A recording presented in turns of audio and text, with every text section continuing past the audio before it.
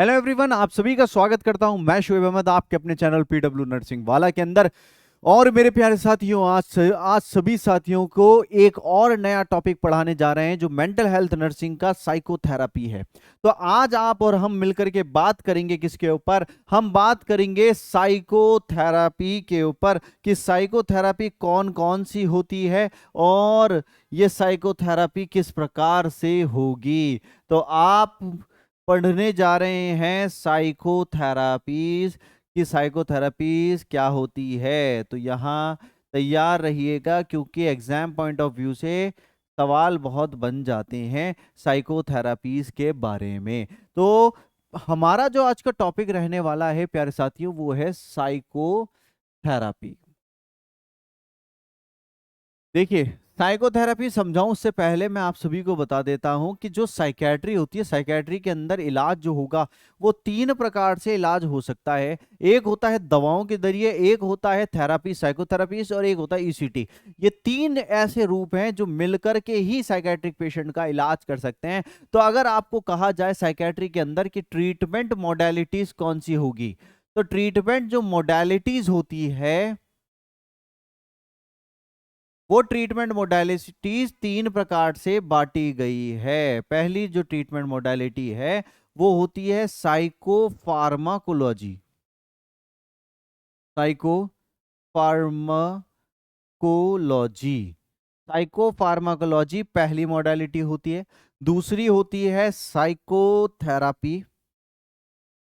और तीसरी जो होती है, अगर पेशेंट नहीं सुधरता तो उसके कंडीशन में ईसीटी दी जाती है। यहां बात याद रखिएगा, साइको साइको क्यों लगा जा रहा है। साइको का मतलब क्या होता है? साइको का मतलब होता है माइंड। क्या होता है प्यारे साथियों? साइको का मतलब है माइंड, साइकी, साइकी जो कहते हैं जर्मन वर्ड में। तो ये क्या है? एक माइंड को डिनोट करता है। अब मान लीजिए आपसे बोला गया psychotherapy, psychopharmacology, ECT. Psychotherapy, psychopharmacology, ECT, ये क्या चीजें ट्रीटमेंट मोडालिटी है? क्योंकि यहां पर पेशेंट जो होगा वो पेशेंट किसी ना किसी डिजीज कंडीशन डिसऑर्डर से ग्रसित होगा। किससे ग्रसित होगा? डिसऑर्डर से ग्रसित होगा, कि उसको कोई ना कोई डिसऑर्डर हुआ हुआ होगा। अब जो ये डिसऑर्डर है, इस डिसऑर्डर का ट्रीटमेंट जो होगा सबसे पहला जो होता है ड्रग्स के जरिए होता है, जो मेडिसिन हम देंगे उनके जरिए। इसी को आप क्या कहते हैं? Psycho pharmacology. फार्माकोलॉजी का मतलब क्या है? Study of the drugs. Pharmacology मतलब स्टडी ऑफ द ड्रग्स। तो हमें साइको फार्माकोलॉजी में क्या कर रहे हैं? दवाओं का अपन एक ग्रुप बनाया हुआ है जो सिर्फ दिमाग के ऊपर असर करेगी, उनको देंगे। दूसरा हमने क्या किया? हमने थेरापी का इस्तेमाल किया, साइकोथेरापी। और साइकोथेरापी के बाद electroconvulsive therapy. Electro convulsive therapy. यहां समझिएगा, पेशेंट को अगर हमें कोई इलाज कर रहे हैं तो इलाज का अगर दवाओं से असर पड़ जाता है तो ठीक है, फिर दवाओं के साथ साथ हम साइकोथेरापी देते हैं। साइकोथेरापी से भी सुधार ना आए तो ईसीटी दिया जाता है। प्यारे बच्चों, ये जो साइकोथेरापी ये होती क्या है, आप इसके बारे में देखिएगा। जो ये साइकोथेरापी होती है, साइकोथेरापी, ये एक तरह का माइंड, बिहेवियर, थिंकिंग, इन सबको मॉडिफाई करने की टेक्निक होती है साइकोथेरेपी। मान लीजिए आज कोई पेशेंट है जो सुसाइड के लिए अटेम्प्ट प्रिपेयर कर रहा है कि मैं सुसाइड करूंगा, तो इस टाइम पर हम क्या करने वाले हैं? हम उसको दवाएं देते हैं कि दवाओं से वो क्या हो जाए? रिलैक्स हो जाए। बट मान लीजिए वो दवाओं से फिर भी रिलैक्स नहीं हो पा रहा, तो हम क्या करते हैं? एक साइकोथेरेपी, एक ऐसी टेक्निक बनाई जिसके द्वारा आप क्या करेंगे? पेशेंट के बिहेवियर को, पेशेंट की थिंकिंग को, पेशेंट के सोचने समझने को, सबको मॉडिफाई करने की कोशिश करेंगे। मान लीजिए कोई पेशेंट अल्कोहल वाला था, हमने एक साइकोथेरेपी लगाई जिससे उसका बिहेवियर बदल गया। क्या लगाई प्यारे बच्चों? साइकोथेरेपी लगाई जिससे उसका बिहेवियर बदल गया। तो साइकोथेरेपी क्या होती है? These are the these are the techniques these are the techniques by which behaviour comma thinking, behavior comma thinking and attitude of patient, attitude of patient is changed, is changed। ठीक है, यहाँ psychotherapy एक ऐसी technique है जिसके अंदर behaviour, thinking और जो एटीट्यूड होता है पेशेंट को, उसको हम चेंज कर रहे हैं, मॉडिफाई कर रहे हैं। प्यारे बच्चों, मॉडिफिकेशन का कैसे मॉडिफाई कर सकते हैं, यहाँ बात आती है कैसे मॉडिफाई करेंगे। हम एज अ नर्स, हम साइकोथेरापिस्ट, हम एक तरह के साइकेट्रिस्ट के तौर पे हम पेशेंट के सामने बैठेंगे, पेशेंट को हमारे सामने बिठाएंगे और एक इस तरीके से हम उसके साथ इंटरपर्सनल रिलेशनशिप डेवलप करेंगे कि पेशेंट अपने मन की बात हमें बताए और हम उसके अंदर मॉडिफिकेशन कर करके हम उसकी टेक्निक्स के द्वारा हम उसको ठीक कर सकें। तो यहां पर साइकोथेरेपी कैसे वर्क करती है। इन psychotherapy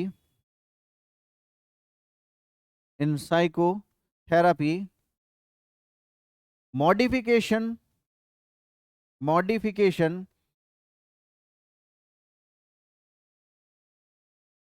of behavior occur when therapist maintain a behavior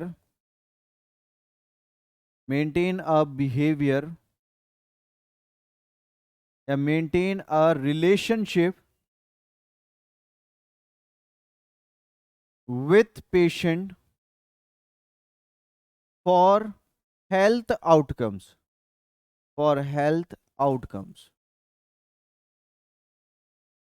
ठीक है। तो साइकोथेरापिस्ट क्या करेगा, एक रिलेशनशिप बनाएगा और एक ऐसा रिलेशनशिप होना चाहिए जिसके अंदर इंटरपर्सनल रिलेशनशिप, जिसमें वो अपनी बातों को पेशेंट तक पहुंचाए, पेशेंट की बातों को अपने अंदर लाए और जिससे उसको मॉडिफाई करने की कोशिश करे। देखिएगा, जनरली जो साइकोथेरेपी होती है वो 3 प्रकार से बांटी गई है कि कौन कौन सी टाइप्स ऑफ साइकोथेरेपी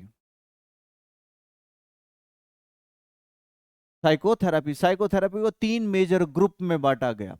पहला ग्रुप जो होता है, द साइकोथेरापीज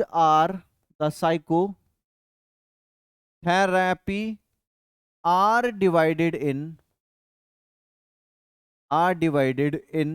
3 ग्रुप्स। साइकोथेरेपी को 3 ग्रुप्स में बांटा गया है।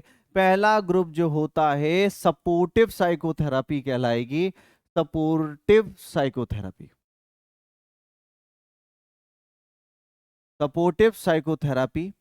दूसरा ग्रुप जो होता है इसको रिकंस्ट्रक्टिव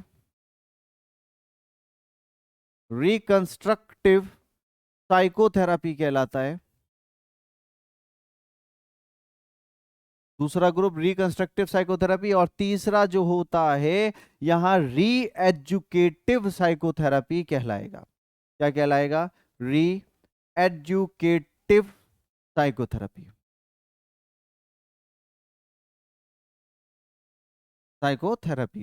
प्यारे बच्चों, यहाँ 3 मेजर ग्रुप है, बाकी आगे मैं आपको बताऊंगा, जैसे इंडिविजुअल थेरेपी हो गई, नार्को एनालिसिस हो गई, वो अलग अलग चीज है।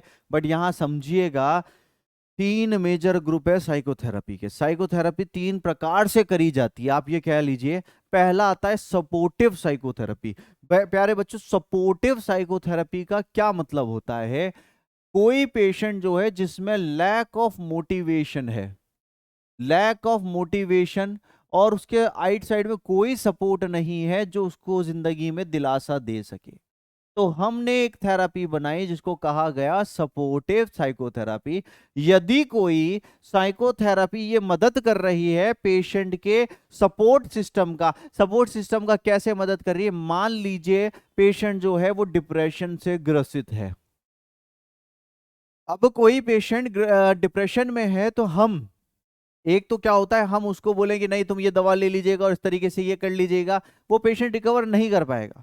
बट अगर आप उसको हिम्मत देने लगे, एक अच्छा आईपीआर सेट करें, उसको मोटिवेट करें कि आप इस जिंदगी से ऐसे निकल सकते हैं, तो सपोर्टिव साइकोथेरेपी का मतलब क्या होता है? जो थेरापी पेशेंट का मोटिवेशंस, मॉरल्स उसको एनकरेज करता है और उसको एम्फसाइज करता है कि आप और अच्छा एक्टिविटी करिए, उसको सपोर्टिव थेरेपी कहा जाता है। It is a type of it is a type of psychotherapy psychotherapy in which patient are patient are encouraged patient are encouraged, motivated, and morals are boosted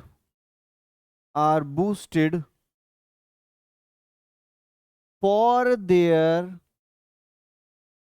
healthy life.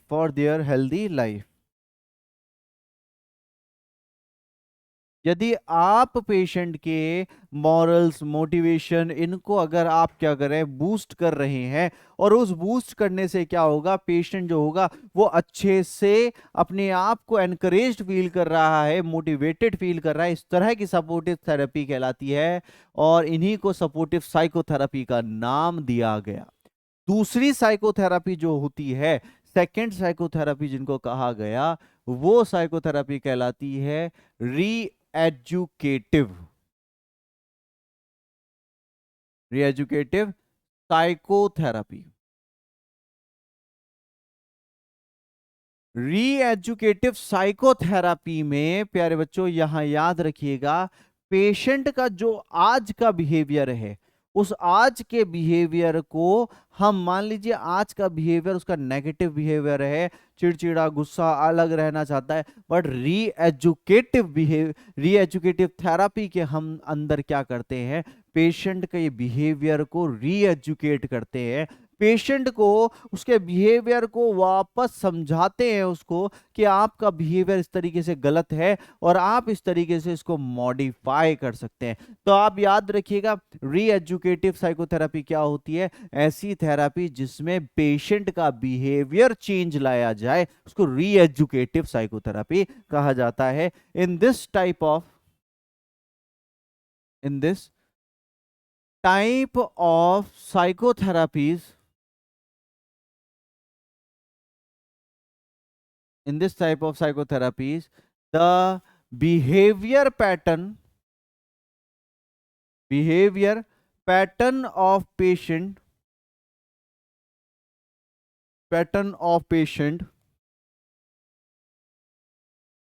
is modified and new healthy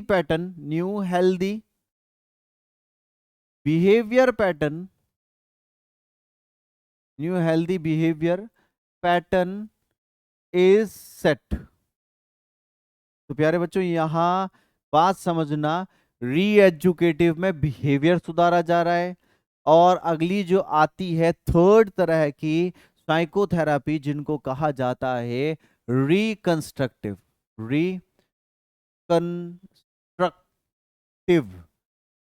psychotherapy. Reconstructive psychotherapy, ये reconstructive psychotherapy जो होती है, इसके अंदर हम क्या करेंगे, पहली वाली में तो बिहेवियर सुधारा था, अब मान लीजिए किसी की, पेशेंट की पर्सनालिटी प्रॉब्लम आ रही है। पर्सनालिटी प्रॉब्लम का मतलब क्या होता है? एक पर्सनालिटी क्या होती है, पहले आप ये समझिएगा पर्सनालिटी क्या होती है। पर्सनालिटी होती है कि किस तरह से आप सिचुएशन को सॉल्व करते हैं। मान लीजिए मैं आपको बताता हूं, मेरी ये पर्सनालिटी है, कहीं आग लग रही थी तो पहले, बीमार होने से पहले मेरी ये पर्सनालिटी थी, मैं मुसीबत देख के उसको, मुसीबत को खत्म करने की कोशिश करता था, आग बुझाने की कोशिश करता था। अब कहीं कमरे में आग लग रही है और मैं आग को देख के मैं खुद भग रहा हूं, तो ये मेरी पर्सनैलिटी चेंज आ गया।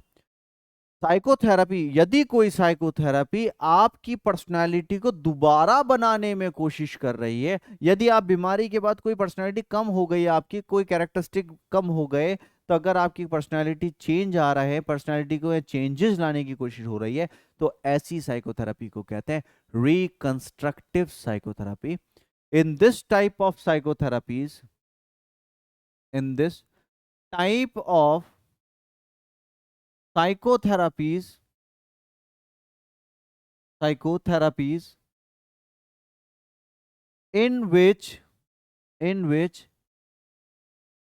personality redevelopment is done, personality redevelopment is done, and the only focus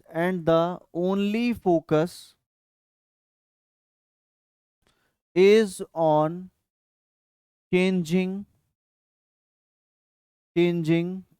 patient personality. Only जो फोकस होगा वो डिपेंड करेगा किस पे, पर्सनालिटी चेंज पे। तो देखिएगा, पहली में सपोर्ट करते हैं तो सपोर्टिव थेरेपी, दूसरी में री एजुकेट करने वाली, माने कि बिहेवियर को बदलने वाली थेरेपी, री एजुकेट करते हैं। और अगर किसी की पर्सनालिटी ही चेंज करवा रहे हो तो उसको रिकंस्ट्रक्टिव साइकोथेरेपी कहा जाएगा। अब मैं आपको बताता हूं साइकोथेरापीज कौन कौन सी होती है। साइकोथेरापीज, जो मेजर साइकोथेरेपी हमारे पेपर में पूछी जाती है, ठीक है। सबसे पहली साइकोथेरेपी लीजिएगा जिसको कहेंगे फैमिली थेरेपी। क्या कहेंगे प्यारे बच्चों? Family therapy. इस थेरेपी को समझिए। फैमिली थेरेपी क्या होती है? मान लीजिए कोई पेशेंट है जिसको सिजोफ्रेनिया हुआ है, ठीक है। कोई बेटा है जिसको सिजोफ्रेनिया हुआ है, सिजोफ्रेनिया हुआ, बेटे के साथ साथ मदर को भी सिजोफ्रेनिया हुआ है, सिस्टर जो है उसको भी सिजोफ्रेनिया हुआ है, ठीक है। किसको हुआ? बेटे को हुआ, मदर को हुआ, सिस्टर को हुआ, और इनके और भी कोई ऑफस्प्रिंग जो था उनको भी सिजोफ्रेनिया है। फैमिली थेरेपी क्या कहती है कि हम इनको इंडिविजुअली अलग अलग मान करके अलग अलग जगह पे रखें और रख करके इनका इलाज करेंगे तो वो मुसीबत है, इनका रिकवरी नहीं हो पाएगी अच्छे से। तो फैमिली थेरेपी ने क्या कहा, जो जो परिवार के मेंबर एक पर्टिकुलर बीमारी से ग्रसित हैं उन सारे मेंबर्स को एक साथ रखिए, उनको आपस में इंटरेक्ट करने दीजिए, और जब वो इंटरेक्ट करेंगे तो अपनी प्रॉब्लम को अपनी मम्मी को बताएंगे, मम्मी अपनी बेटी को बताएगी, बेटी अपने भाई को बताएगी। इससे प्रॉब्लम शेयरिंग होगी, और जब प्रॉब्लम शेयरिंग होने वाली है तो प्रॉब्लम शेयरिंग से एक तो उनका मन का लोड जो होगा वो कम होगा, दूसरी बात एक दूसरे को देख करके इनके अंदर अपना परिवार के अंदर जो रोल है वो रोल जगा रहेगा। कैसे? बेटे को तकलीफ है और माँ को बताई वो तकलीफ, तो माँ के अंदर ममता जगी रहेगी और ममता के चक्कर में वो क्या करेगी, बेटे को संभालेगी। इससे बचने का, इससे इससे फायदा क्या मिलेगा प्यारे बच्चों? इससे फायदा ये मिलेगा कि पेशेंट जो है, मदर, उसके अंदर एक इंसाइट जगी रहेगी। इनसाइड मतलब कि उसके परिवार का कौन सा सदस्य को क्या बीमारी हो रही है, उसका कैसे इलाज होगा, वो सारी चीजें वो कॉन्शियसली ध्यान रखेंगी। ऐसे ही अगर माँ बीमार है तो बेटा उनकी ध्यान रखने की कोशिश करेगा। तो इसके अंदर एक क्या होगा, पेशेंट की कंडीशन जो होगी वो एक स्टेबल रहेगी और स्टेबल से डाउन नहीं जाएगी, क्योंकि वो अपने आप के रोल्स को, फैमिली रोल्स को जानते हैं और उनको हेल्प कर रहे हैं। तो यहाँ फैमिली थेरेपी क्या होती है? it is a it is a psychotherapy, it is a psychotherapy in which if a family, if a members of family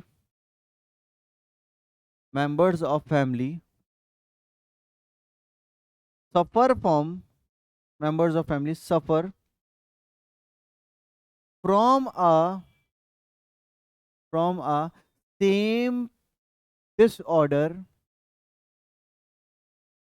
then the whole family, then the whole family is treated family is treated as a single unit, as a single unit, rather than treating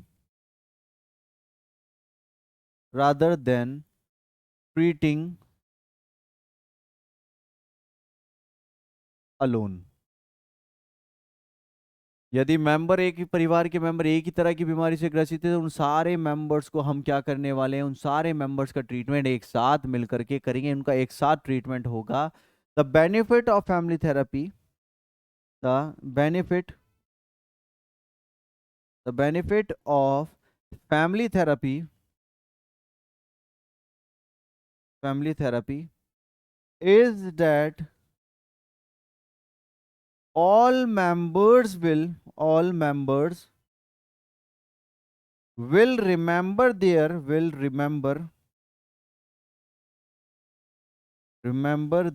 roles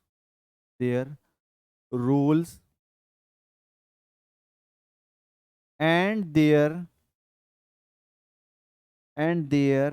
inside will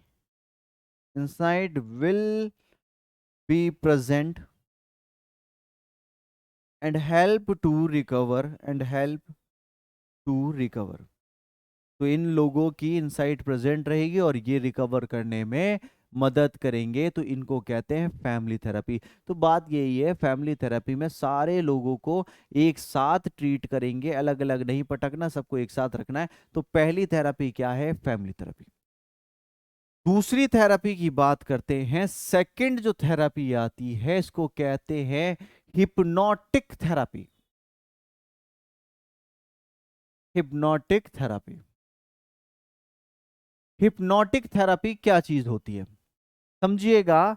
hypnotic therapy में होता क्या है, जैसे आपने सुना होगा hypnosis करते हैं, ऐसे पेंडुलम लेते हैं और पेंडुलम लेकर के बोलते हैं कि आप बेहोश हो रहे हैं, आप नींद आ रही है, फिर वो पेशेंट मन की बात हो जाता है. तो जनरली ऐसा होता है. वो होता कैसा है, इसको कहते हैं हिप्नोटिक थेरेपी. हिप्नोटिक थेरेपी में हम क्या करेंगे, पेशेंट को कंफर्टेबल एक काउच के ऊपर लेटा देंगे या बिठा देंगे. ठीक है, वो आराम से लेट गया, इतना रिलैक्स होना चाहिए कि एनवायरनमेंट जो है ना उसमें नॉइज नहीं होनी चाहिए. मान लीजिए आप सो रहे हैं, अब आपके सामने कोई नॉइज आएगी तो आप उठ जाएंगे, आपका फोकस छूट जाएगा. हिप्नोटिक थेरेपी में क्या करते हैं, पेशेंट को एक रिलैक्स काउच पे लिटाया, लिटाने के बाद जो आपका कमरा जो होगा ना वो बिल्कुल साउंड प्रूफ होना चाहिए, कोई बाहर की आवाज नहीं आनी चाहिए. दूसरी बात, इस पेशेंट का फोकस हम क्या करेंगे, पर्टिकुलर चीज के ऊपर लाएंगे. पर्टिकुलर चीज को के ऊपर, जैसे एक पेंडुलम के ऊपर ला रहे हैं, या फिर एक रोटेटिंग चार्ट होता है जिसमें क्या होता है, एक इल्यूजन क्रिएट होने लग जाता है, ऐसे घूमते घूमते इल्यूजन क्रिएट होने लग जाता है. हम साथ में क्या करेंगे, पेशेंट को मोनोटोनस लैंग्वेज के अंदर कमांड करेंगे कि आपका नाम शोएब है, आप कहाँ के रहने वाले हैं. तो इस तरीके से हम क्या करेंगे, उससे एक मोनोटोनस लैंग्वेज में हम उससे बोलते चलेंगे. अब मोनोटोनस का मतलब क्या होता है कि आपकी जो बोलने की पिच है ना वो एक लेवल पे एक बराबर होनी चाहिए. ऐसा नहीं कि मैं पहले तो बोल रहा हूँ जी आप कैसे हैं, और अब बाद में चलाऊं आप कैसे हैं, क्यों कर रहे हैं.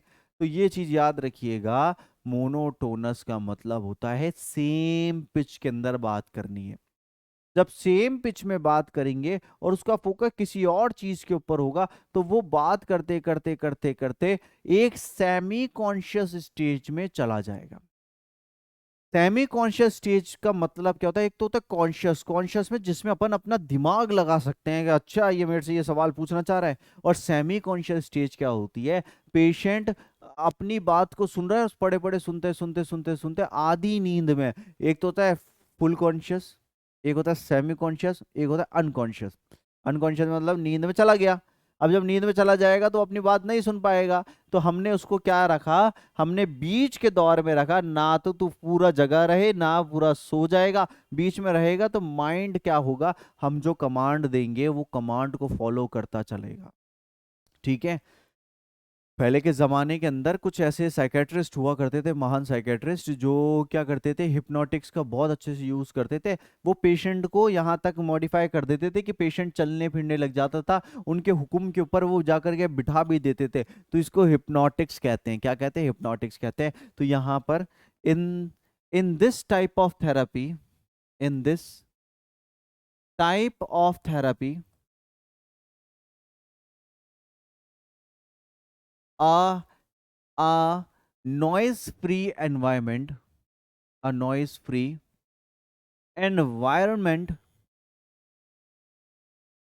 is set, a noise free environment is set in which, a noise free environment is set in which a patient is, a patient is allowed to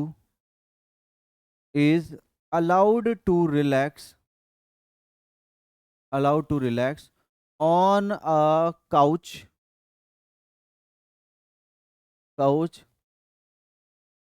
When patient get relaxed, when patient get relaxed,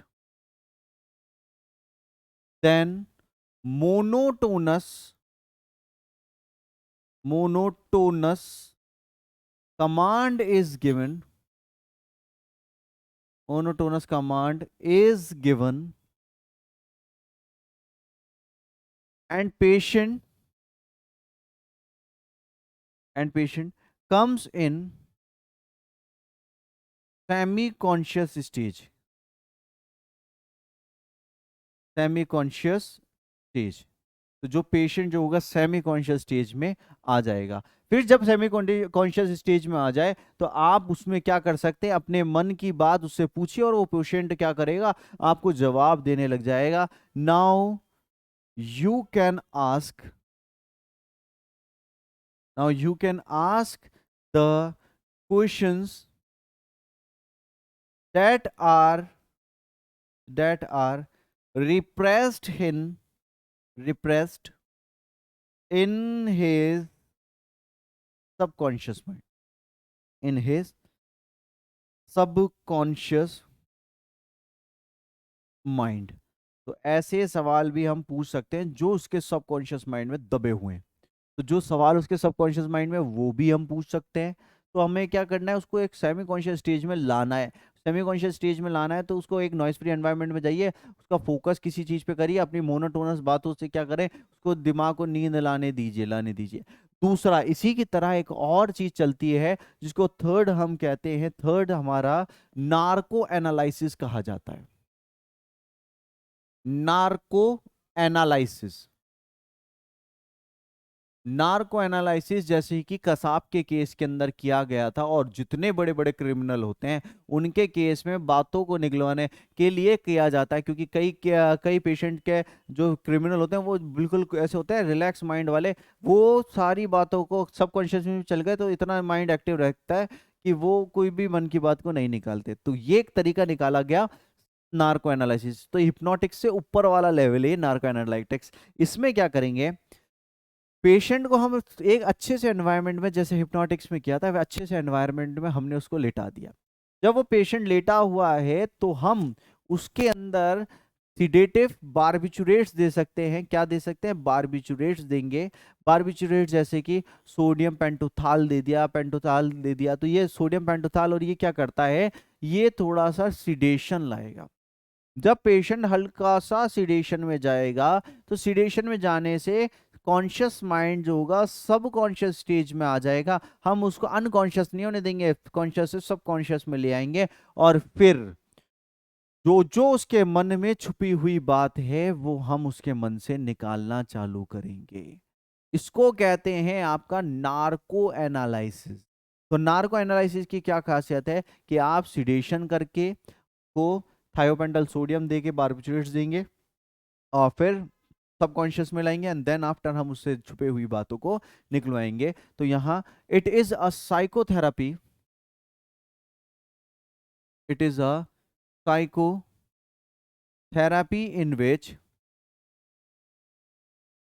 in which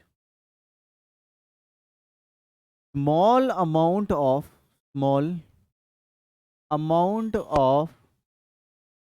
small amount of barbiturates, small amount of barbiturates, यानी कि barbiturates माने के sedatives like pentothal is given that will produce, that given that will produce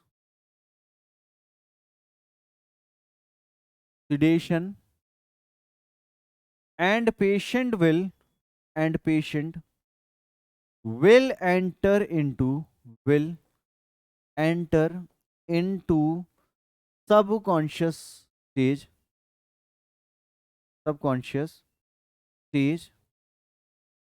Always remember that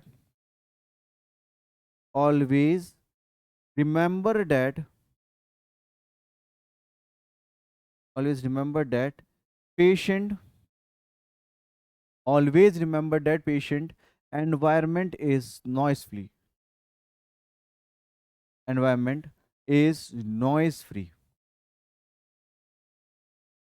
patient का जो environment है वो noise free है, ये बात का ध्यान रखना है, ठीक है। Now patient all repressed thinking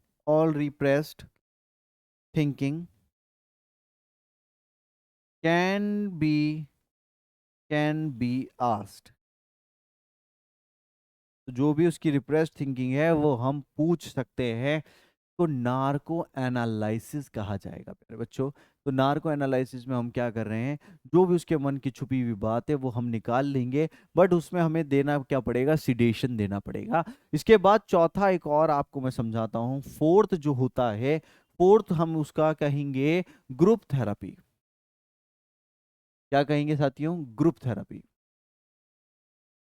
group therapy के बारे में देखिएगा,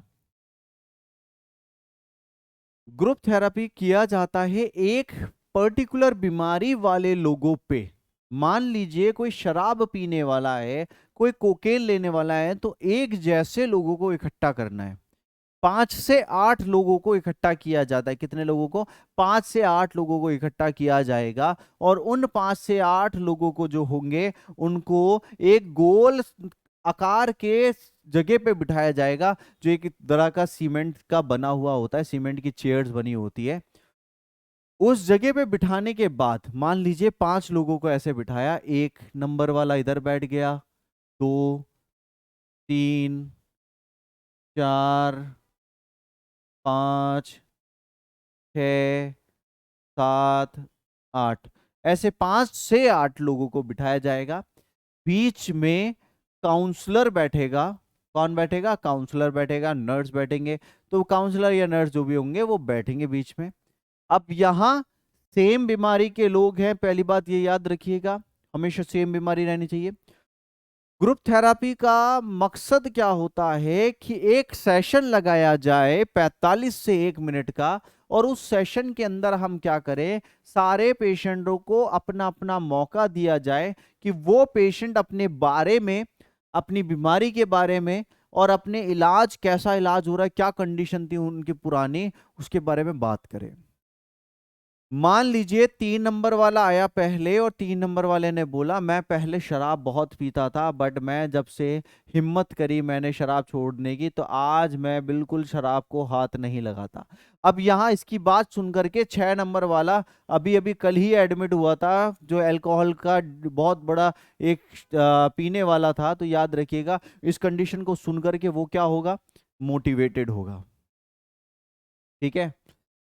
फिर उसके बाद दूसरा जना आएगा, वो आकर के मोटिवेशन देगा, हाँ मैं भी अब थोड़ा बहुत हौसला रख रहा हूं, फिर वो मोटिवेशनल कुछ भी करेगा। तो इससे क्या होगा, इनके मोटिवेशनल, इनको पहले ही समझा दिया जाता है इंडिविजुअली कि आपको अपने आप को बढ़िया बताना है इन लोगों के बीच में, तो हर इंसान बढ़िया बताने की दौड़ में लग जाएगा। तो इससे क्या होगा, इन सब में मोटिवेशन बढ़ने लग जाएगा। अपने अपने बारे में बताएंगे तो दूसरे के बारे में भी ये क्या कर सकते हैं, एक एनालिसिस लगा सकते हैं। तो यहाँ पर ग्रुप थेरेपी, कभी भी ग्रुप थेरेपी में अलग अलग बीमारी वाले लोगों को मत लाइएगा। जैसे मान लीजिए कोई शराब पीने वाला है, और यहाँ पे मैं लेके आ गया कोई चर्सी को, जो चरस का लेता है। तो यहाँ याद रखिएगा, अब चरसी ने अगर बोलना चालू किया कि मैं पहले शराब पीता था और अब मैं चरस भी लेता हूँ, तो इनके ऊपर क्या इम्पैक्ट पड़ेगा, इनके ऊपर ये इम्पैक्ट पड़ेगा, ये सुधरने की जगह ये और बिगड़ जाएंगे। तो यहाँ मामला क्या है, आप उन पेशेंट को लाइए जो सुधरने के लायक हो, और जो एक ही बीमारी से ग्रसित हो, अलग अलग लेवल वालों को मत लाइएगा। दूसरा एग्जाम्पल देता हूं, मान लीजिए डिप्रेशन का शिकार है, किसका, डिप्रेशन का शिकार है, और आप लेकर के आ गए मेनिया वाले को।